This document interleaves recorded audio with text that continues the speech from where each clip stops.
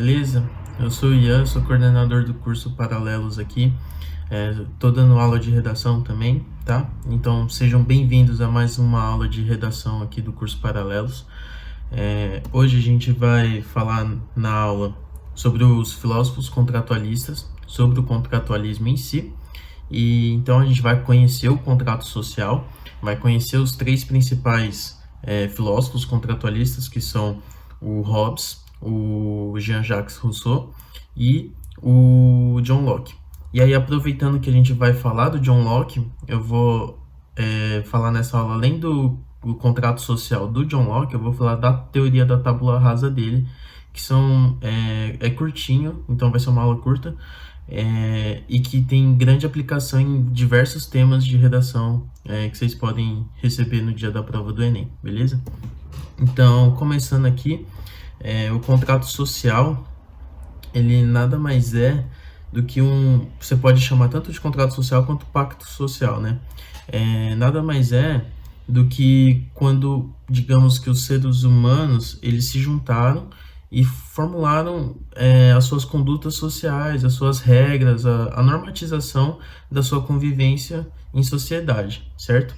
E aí, esses três filósofos, eles foram os principais do contratualismo, e eles pensavam assim, quando que o ser humano pegou e achou que era necessário fazer um contrato social para conseguir viver nessa sociedade, certo?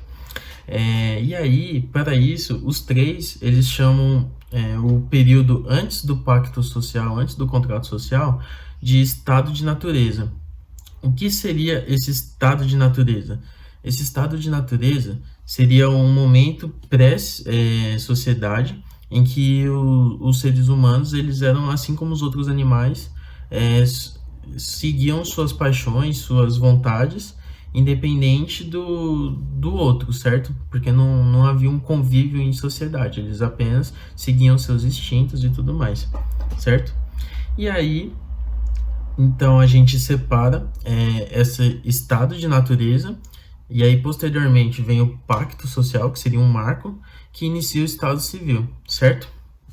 E esse pacto social, é importante salientar que ele é um pacto feito com o consentimento dos homens. Então, os três filósofos, eles enxergam que o próprio ser humano viu a necessidade de existir um pacto social para conseguir viver esse estado civil entre eles na sociedade, certo? Então, começando pelo Thomas Hobbes, o Thomas Hobbes, ele nasceu em 1588 na Inglaterra.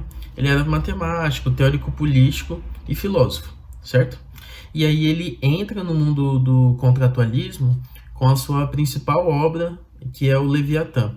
E aí no Leviatã ele vai discutir essa parte de filosofia política, certo? Com o Leviatã, a gente tem que ter alguma contextualização de quando o Hobbes vivia. Nessa época que ele escreveu o livro, a Inglaterra passava por uma guerra civil entre os partidários do rei e os partidários dos parlamentaristas. E aí essa guerra civil entrou nesse choque porque na Inglaterra era uma monarquia parlamentarista, não era uma monarquia absolutista, ou seja, tinha o poder de governo do rei e do parlamento que fazia a legislação, certo? Dessa forma, entrou numa guerra civil devido a diferenças de poderes entre os dois. E aí, nesse contexto, o Thomas Hobbes escreve o Leviatã. Na obra, ele traz que o ser humano, ele por natureza é ruim. Tanto é que tem aquela famosa frase que atribuem a ele, mas foi uma outra pessoa que tinha falado antes, e ele popularizou no livro dele, nos ideais dele, certo? Que é o homem é o lobo do homem. Então, para Hobbes, o homem já nasce ruim, certo? Por quê? Porque ele teria escassez de comida, ele teria diversas coisas que fariam ele disputar entre os próprios humanos. Não seria nem disputar com outros animais. Ele acabaria gerando um estado de guerra generalizado, por disputa de comida, por disputa de várias coisas, certo? E aí, isso daí vai de encontro com a visão aristotélica, de que o homem é um ser naturalmente político. Porque, para Hobbes, o homem não nasceu já político, ele viu a necessidade de ser político, certo? Então, essa parte aí é um contraponto entre Hobbes e a visão aristotélica, certo? Continuando, o conflito é inerente ao ser humano. Ele nasceu para ter essa ambição de conseguir cada vez mais, e isso acabava ferindo os direitos dos outros, certo? Que na época não se tinha esse ideal de direito do outro. E aí, para gerar uma proteção mútua do ser humano, eles viram a necessidade de criar o pacto social e começar a viver em sociedade. Isso daí inclui normas reguladoras, leis e tudo mais, que vai ser discutido pelos próprios cidadãos, e aí, a partir disso, gera um ambiente de paz, que aí o pacto social vinha para acabar com a situação de guerra iminente, porque para Hobbes, cada indivíduo era um potencial inimigo seu, certo?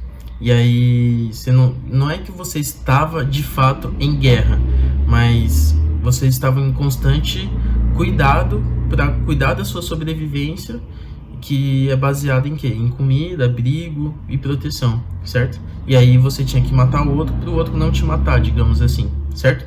E aí o pacto social vem para acabar com isso, para o ser humano não precisar se preocupar com essas coisas. E aí ele pega e revoga a sua liberdade total, certo? Porque o Estado passa a ter poder sobre você, você tem que ser subordinado ao Estado, certo? Então, o pacto social vem para acabar com a liberdade total do ser humano que ele tinha no estado de natureza, certo? E aí, continuando, então, é válido lembrar que a Inglaterra vivia essa monarquia parlamentarista, e aí, por causa da Guerra Civil, ele se vê na necessidade de ter um Estado forte. E esse Estado forte, para Hobbes, ele enxerga numa monarquia absolutista. Só que a gente tem que tomar cuidado, porque o Hobbes, ele não acredita que o poder divino justifica a monarquia, certo? Ele enxerga que o absolutismo monárquico que é necessário não pode ter interferência, inclusive, da religião, certo? Para garantir a presença de todos. Isso daí é importante também, porque na Inglaterra foi o berço da reforma religiosa, da reforma protestante, feito por Lutero, com as 95 teses e tudo mais. Então, a igreja não era tão forte no governo quanto era nas monarquias absolutistas, por exemplo, na França, em outros países, certo? Então, a gente pode dizer que o Thomas Hobbes era um absolutista, só que ele só diferenciava com o absolutismo da época nesse sentido de não ter essa influência da religião na política, certo? Continuando então aqui, o pacto social ou contrato social para Hobbes consistia em revogar sua liberdade total para um governador, no caso, o rei. Isso daí garantiria a paz entre os indivíduos e você não precisaria se preocupar. Ou seja, você tinha que ceder e o Estado teria o monopólio do uso da força, que é a parte mais importante, que isso daí acontece até hoje. Hoje, inclusive, se você agredir alguém, se você fizer alguma coisa assim, você pode ser processado. Por quê? Porque a única instituição que pode usar a força seria o Estado na forma da polícia, certo? E assim, apesar dele defender a monarquia absolutista, ele vê que tem que ter algum órgão de governo forte, seja ela a monarquia, o rei, seja ela o parlamento, certo? Mas ele acreditava mais numa monarquia absolutista, certo? E esse é o ideal contratualista do Hobbes. O Jean-Jacques Rousseau, entrando no próximo filósofo, ele é nascido em 1712 e ele era um teórico político e filósofo. Ele teve bastante influência na Revolução Francesa, então seus ideais e tudo mais participaram nos ideais da Revolução Francesa, e ele é um dos primeiros filósofos que começa a pensar nas desigualdades sociais. Para o Rousseau acha que o conflito entre o ser humano começa a partir da desigualdade social, certo? Então, é um filósofo que você consegue usar em diversos temas de redação por causa disso. E ele, diferente do Hobbes, o Rousseau acredita que o ser humano ele não nasce mal por natureza. Tipo, não é da natureza humana ser mal. E aí vem aquela célebre teoria que atribuem a ele também, do bom selvagem. O bom selvagem seria assim, o homem ele tem duas paixões, que é o amor a si, então ele vai querer tipo, sobreviver e tudo mais, mas ele ao mesmo tempo tem a compaixão de compadecer com os indivíduos ao seu redor, certo? E aí o que acontece? A partir da formação da sociedade, do pacto social,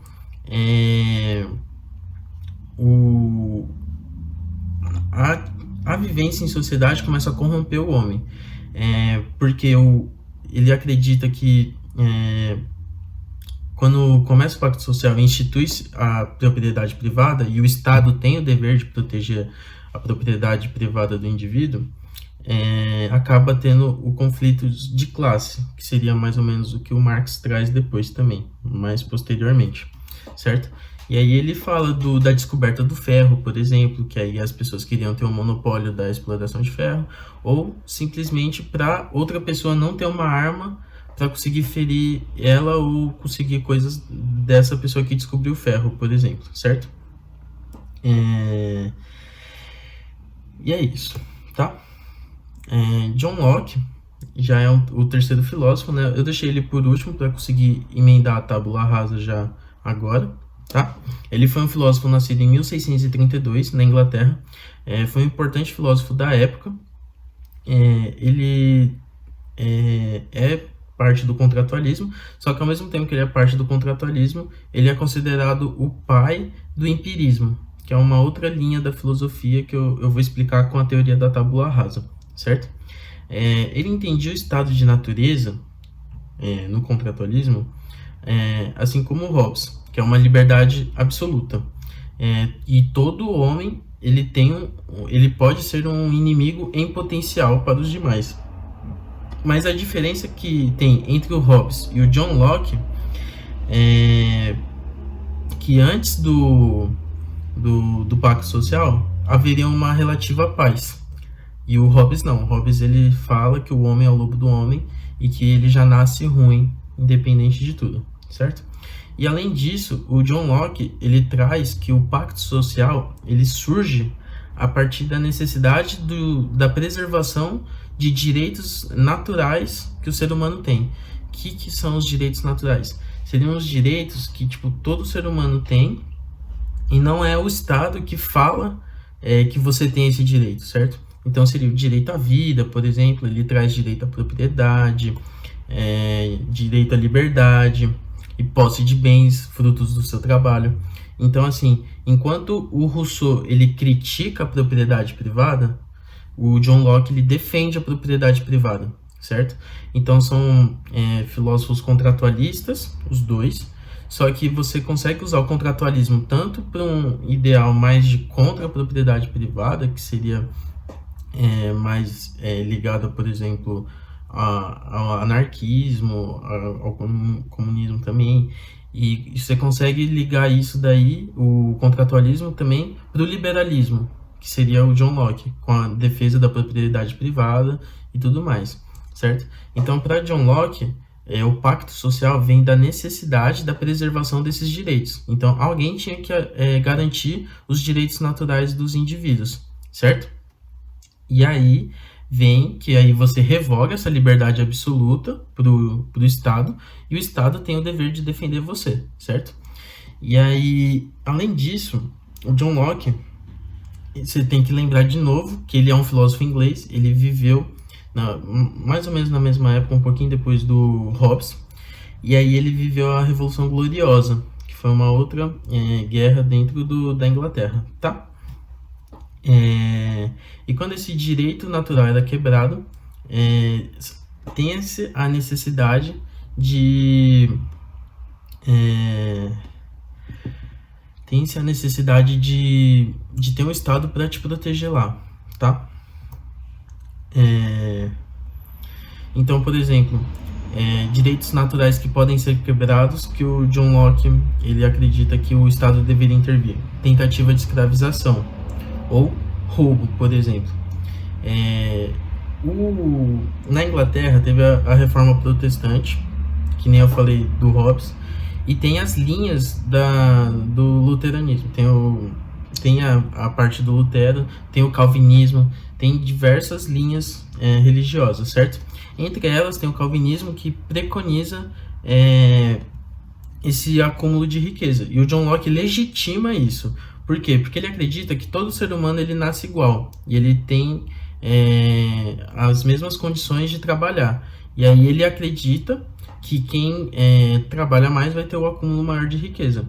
Ele só fala que não pode haver desperdício, porque se você produz riqueza e desperdiça essa riqueza, pode ser na forma de plantação, e você desperdiça a sua plantação, a sua colheita, tudo mais, você acaba ferindo a conservação da vida de uma outra pessoa que poderia estar utilizando aquilo lá e você está desperdiçando, certo? Então, o John Locke é um dos principais defensores da propriedade privada, certo? Que mais? E tanto o John Locke quanto o Rousseau, eles acreditam que a maioria das pessoas devem fazer a política, certo? E a minoria deve compreender e seguir o que é decidido pela maioria. Enquanto o Hobbes, ele acredita que o governo autoritário e governo monarquista, ele tem mais efeito. E aí depende do governo. E aí ele pode ser considerado abusivo ou não, certo? E aí o abusivo seria quando o Estado, ele mais do que tá lá para proteger os seus direitos. Ele faz coisas que excedem a isso. Beleza? Então, o John Locke ele traz que o poder executivo, que seria ou o rei, ou o poder executivo governador, enfim, ele é subordinado ao legislativo, e o legislativo ele é subordinado ao povo. Ou seja, o John Locke ele defende um ideal que se assemelha mais, por exemplo, à democracia ou ao parlamentarismo do que o Hobbes, que defende uma monarquia absolutista, certo?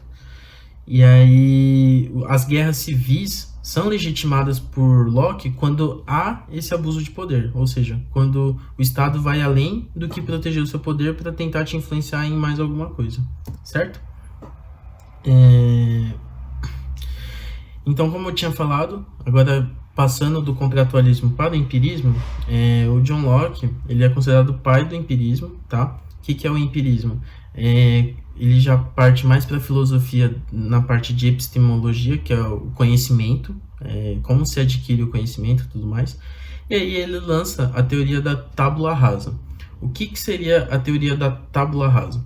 A teoria da tábula rasa seria que o ser humano ele nasce como se fosse uma folha em branco, sem nada escrito, certo? E aí, conforme ele vai vivendo, vai tendo experiências, vai estudando, ele começa a absorver esse conteúdo, esse conhecimento, certo? Então, ele fala do inatismo, que é tipo assim, o ser humano ele nasce sem saber nada, e tudo que ele sabe é o que ele adquiriu por meio de experiências de vida. Então, as pessoas não nascem sabendo as coisas, elas aprendem as coisas, certo? E essa daí seria a teoria da tábula rasa.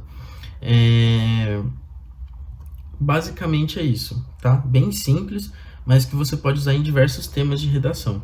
Aí eu coloquei aqui nos slides que eu vou passar para vocês também, aplicação em temas de redação. Então, por exemplo, os filósofos contratualistas podem ser aplicados em alguns temas. Eu separei alguns aqui por cima, mas com certeza tem muitos outros temas além desse que vocês podem usar.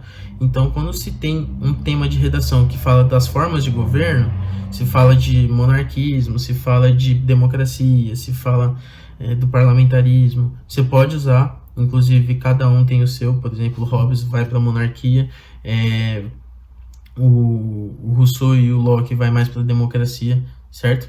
Se tiver governos autoritários, se tiver um tema de governos autoritários, você pode usar o Hobbes principalmente, que ele defendia um governo autoritário, certo?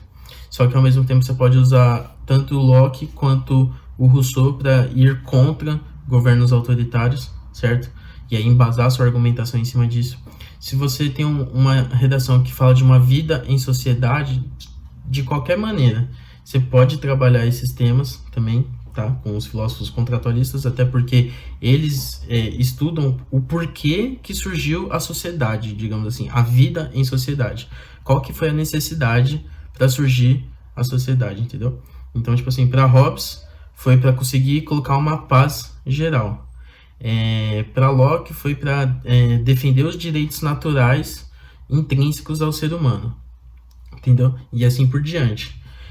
Quando a redação traz tipo desejos, paixões, vontades humanas, tipo instintos, nesse sentido, você pode trabalhar o contrato social. Então, tipo assim, o homem deixou de ser um animal irracional e passou a ser racional, e aí ele começou a conseguir viver em sociedade a partir disso. Beleza, você pode usar os filósofos contratualistas nisso, porque foi a formação de uma sociedade a partir das suas necessidades humanas, certo?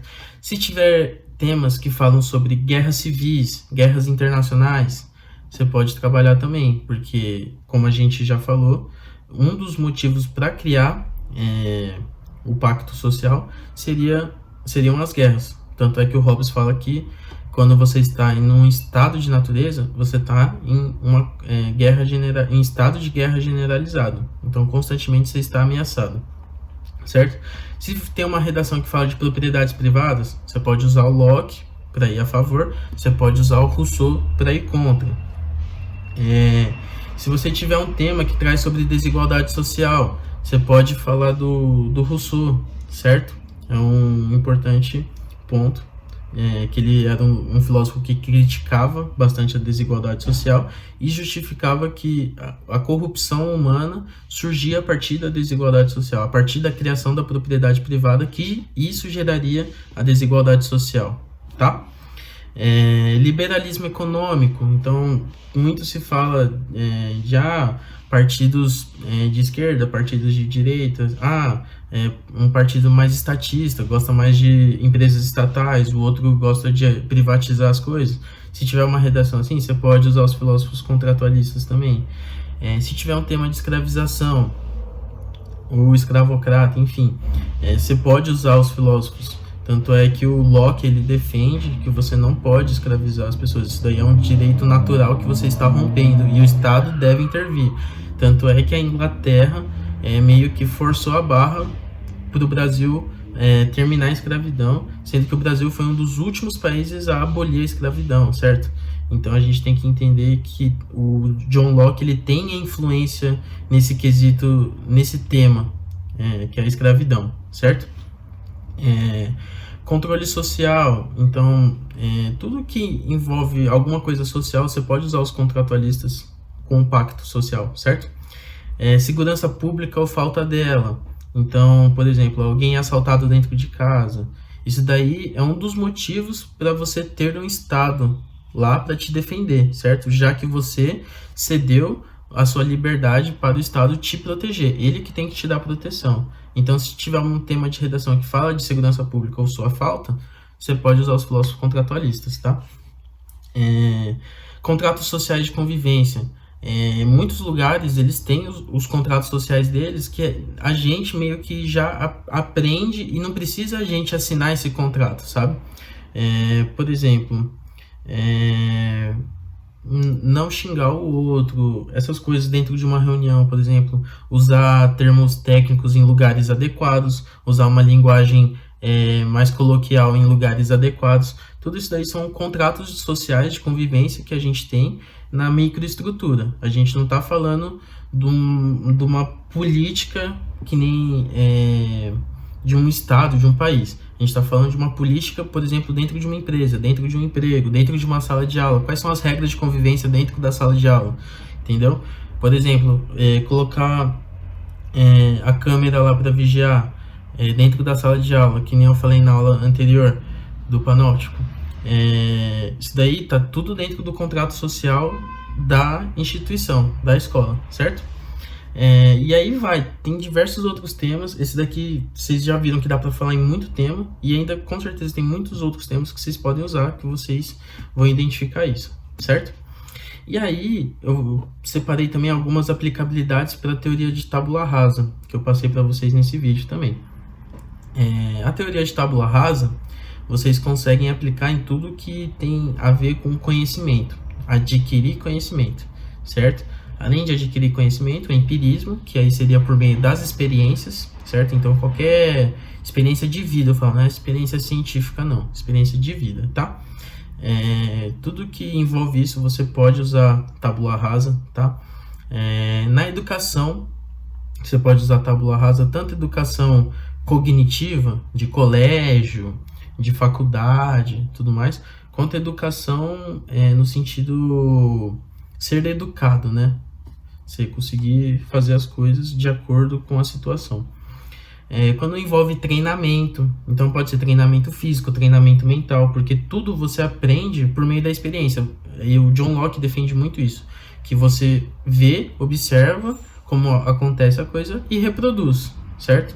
E quando você reproduz, você aprende. Então tudo que envolve treinamento, esporte também, enfim, até o próprio vestibular, você está fazendo treinamento, você fica fazendo questões, fica estudando, isso daí você está a ver com a tábula rasa. Preconceitos, discriminação. Uma pessoa, para John Locke, ela não nasce com preconceitos intrínsecos a ela, só que o que acontece? Ela vive numa sociedade que é preconceituosa, e aí ela meio que aprende a ser preconceituosa, entendeu? E isso daí dialoga muito com pensamentos opressores enraizados na sociedade. Então, hoje a gente se discute muito o machismo, por exemplo, a homofobia, diversos outros assuntos que são opressores a algumas pessoas, e isso daí muitas vezes não é que a pessoa nasce mal, ela nasce homofóbica, ela nasce machista, mas o convívio dela com as pessoas ao redor dela, e na escola, e na sociedade de uma forma geral, que é homofóbica, que é machista, ela acaba adquirindo isso para ela, porque ela é um papel em branco. Se você está escrevendo isso nela, ela vai aprender essas coisas, certo? Mesmo que inconscientemente. Hábitos, costumes de uma sociedade. Então, por exemplo, aqui em Campo Grande, tomar tereré, nos Estados Unidos, comer bacon e omelete no café da manhã, são coisas que, assim, é do convívio dela, e ela aprende isso. Por quê? Porque ela é um papel em branco. Então, por isso que lá eles aprendem a comer isso no café da manhã. Aqui no Brasil você aprende a comer uma fruta, a comer um pão, certo? Então você vai aprendendo as coisas e vira um hábito, vira um costume. Quando tiver alguma coisa, algum tema de redação assim, você pode usar a tábula rasa, tá? E tudo que deriva de aprendizagem, tudo, extremamente tudo, tá? Então, assim, fazendo uma breve recapitulação, então, a gente discutiu hoje o contrato social, né? O pacto social, que dá origem à corrente filosófica do contratualismo, certo? Dentro do contratualismo a gente tem três grandes expoentes, que são o Hobbes, o Locke e o Rousseau, tá? Os três preconizam que tem um estado de natureza, aí existe o pacto social, e a partir do pacto social o ser humano começa a viver um estado civil. Estado de natureza para Hobbes seria um estado de guerra generalizado, tá? O homem é o lobo do homem, então todo homem é um inimigo em potencial do outro ser humano, tá? Com Leviatã. E aí, a partir disso, tem a necessidade do pacto social para garantir a paz, certo? Para o Rousseau, ele já defende que o homem ele nasce bom, só que a sociedade o corrompe, certo? Então, ele tem o amor a si e tem compaixão com o outro. Só que aí, quando se faz o pacto social e ele começa a viver em sociedade, começa a propriedade privada, começa as desigualdades sociais, isso daí começa a corromper o homem, porque ele busca status, ele busca privilégios para ele, certo? E aí o Estado tem a função de proteger de roubo, dessas coisas assim, para garantir a convivência em sociedade, tá? E ele é um importante filósofo que critica a desigualdade social e a propriedade privada. Isso daí é importante, tá? John Locke, ele, assim como os demais, tem o estado de natureza dele, só que ele acredita que o estado de natureza do homem, além de viver daquela maneira e ele não ser viver em estado de guerra, que nem o Hobbes defendia, ele acha que tem uma relativa paz, tá? E que todo ser humano tem alguns direitos naturais, que é direito do ser humano, não é um direito proposto pelo Estado, certo? E aí seria o direito à vida, liberdade, posse de bens e frutos, e aí ele defende a propriedade privada. E o Estado tem que ser forte para proteger a propriedade privada, para defender a liberdade, para defender o direito à vida do indivíduo, certo? E aí que surge o Pacto Social do John Locke, tá?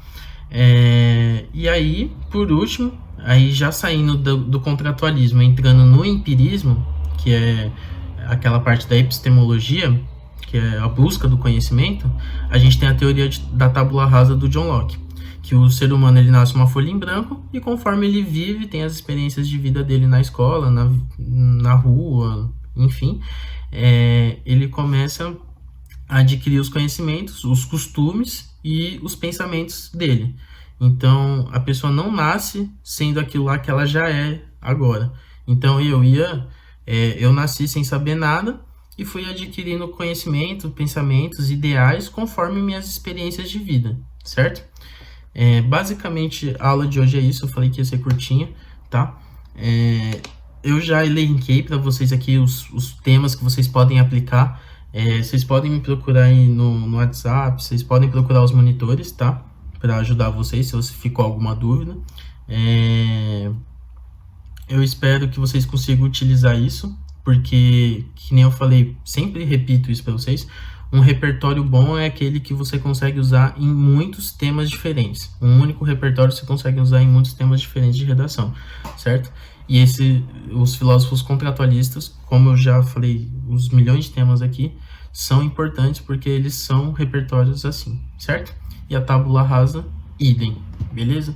Então, espero que vocês fiquem bem aí, espero que vocês tenham gostado da aula. Coloca o like aí no vídeo. E é isso, qualquer dúvida, procura a equipe aí de monitoria ou a mim, beleza? Então, até a próxima.